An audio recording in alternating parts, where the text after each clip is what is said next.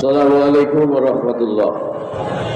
ইসলামী আন্দোলন বাংলাদেশ কোতোয়ালী থানা শাখা কর্তৃক আয়োজিত আজকের এই গণসমাবেশে উপস্থিত সম্মানিত সভাপতি বীর মুক্তিযোদ্ধা জনাব আবুল কাশেম সাহেব, ইতিমধ্যে উপস্থিত হয়েছেন 5ই আগস্টের গণ অভ্যুত্থানে জীবনের ঝুঁকি নিয়ে হাজার হাজার জনতা নিয়ে যিনি ওই বাতিলের রক্তচক্ষু উপেক্ষা করে কার্ফু ভেঙে এই সরকারের পতন ত্বরান্বিত করেছিলেন শাইখে চরমোনাই।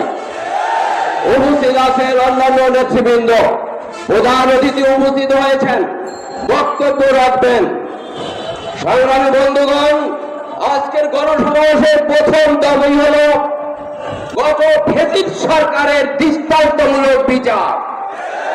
আপনারা